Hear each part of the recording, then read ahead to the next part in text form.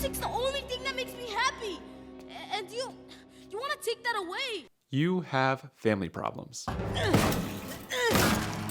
And although you may not be in a fight with your great-great-grandmother to pursue your passion, it's no secret that every family has its share of issues in one form or another. And the movie Coco beautifully tells a story about a Mexican family immersed in a drama that spans 5 generations, including those alive and those who have passed on.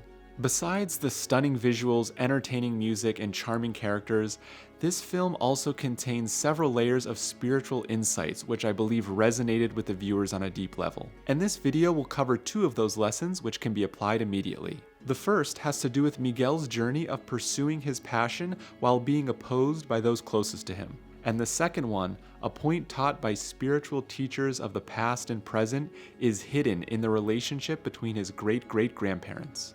Welcome to Movie Meditations. Let's open our minds and our proud corazones, sounds Italian when I say it, to take a look into the lesson you probably missed from Pixar's 2017 classic, Coco. There are so many angles from which to look at this movie, but before we dive into them, first here's a quick refresher in case you haven't seen this movie in a hot second. Massive spoilers ahead.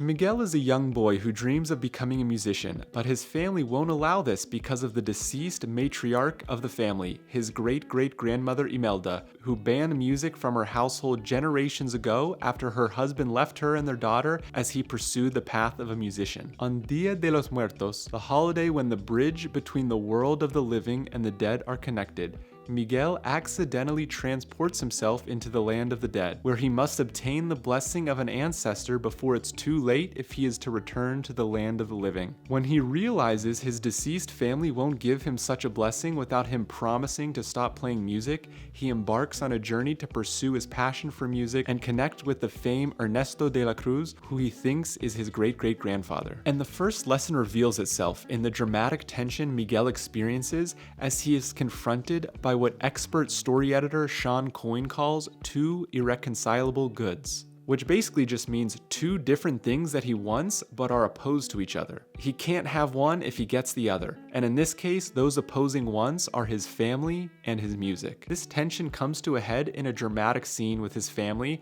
where he decides to disobey them and run away. I don't want to be in this family! Miguel! Which kicks off his adventure into the land of the dead. Ultimately, he connects with Hector, who is actually revealed to be his great-great-grandfather, and discovers that the events of the past turn out to be different than they originally seemed. Eventually, he has to work together with his ancestors in the land of the dead to return back to the land of the living and allow his great-great-grandfather's legacy to live on. The lesson that is revealed through this aspect of the story is about not shying away from pursuing your dreams, even if those closest to you may not approve, while at the same time finding the value in honoring your family even if you don't align with everything that they do or recommend. Almost certainly there will be times when the desires of our parents or others in our family will be at odds with what we want for ourselves as individuals and the dreams that we want to pursue. This can be the case for people of all ages, not just kids living with their parents. And Miguel's adventure shows the importance of going after something that you feel very strongly about, while also having some level of honor and respect for our families. It's important to pursue those things that you feel strongly called toward, or else you will open yourself up to regret and bitterness in the long run if you live your life based on the wishes of others. And at the same time, the reality is that even if you really feel as though your parents or your grandparents, etc., have been terrible to you and your family is wrong about you and doesn't understand anything you do, You're ruining my life!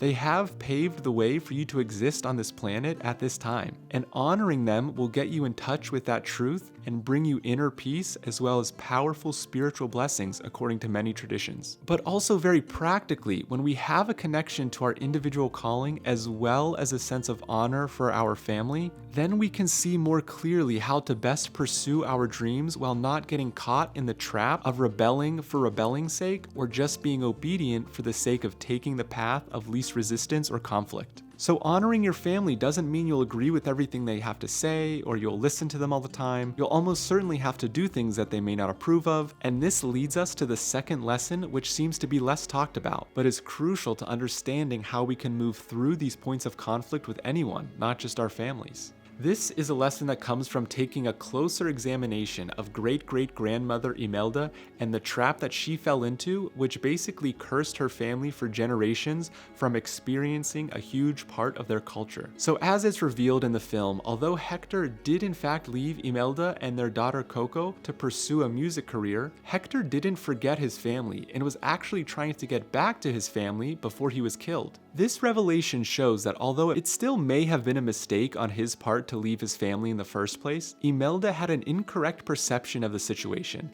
and she tightly held on to this incorrect perception, which affected the rest of her life and generations to come. She incorrectly judged the intentions of her husband Hector, thinking that music made him forget his family and abandon his family, and that therefore music, which she deemed to be the source of her pain, should be eliminated. She tightly held on to this mistake he made in leaving her, and in doing so, she hid one of her most beautiful gifts as a talented musician, and suppressed this part of her family's heritage. At some point or another, we most likely have experienced something similar, maybe to a lesser degree, maybe to a greater degree, where we thought we knew why someone had wronged us only to later realize we didn't have all of the information. So when we find ourselves mentally stuck, grumbling and unhappy about how someone has wronged us, saying, I knew why they did this, they never cared about me, or they were always out to get me, or whatever it is, when we find our minds caught in that cycle, there is an antidote which my meditation teacher provides in his latest book, Notes for the Journey Within.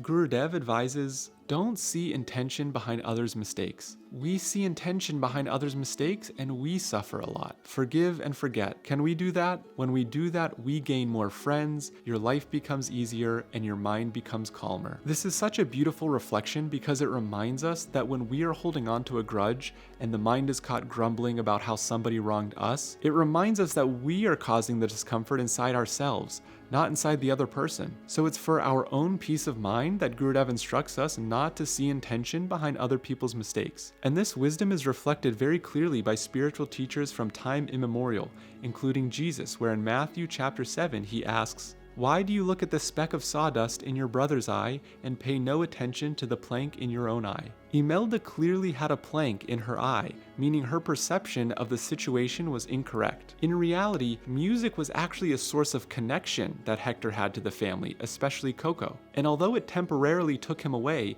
it was not the reason he did not return to his family. So for your own peace of mind, to be your best self, to bring your best gifts into the world, the practical takeaway is don't see intention behind others' mistakes. Okay, but you might be sitting there thinking, fine, but what if I know for sure that they did something on purpose? They did this intentionally. Then we can look from a higher perspective and we can employ another one of Gurudev's powerful quotes. Inside every culprit, there is a victim crying for help.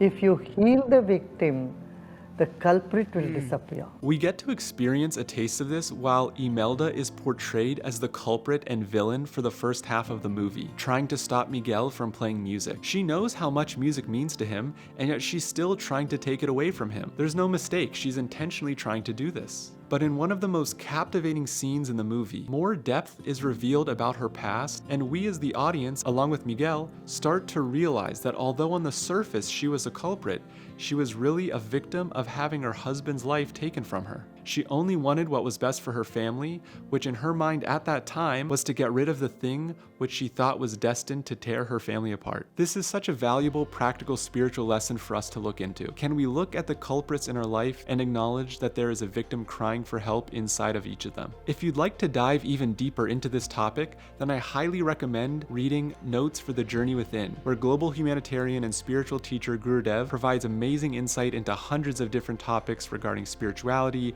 interpersonal relationships, meditation, consciousness, and much more. I hope this was enough for you to meditate on. Until next time.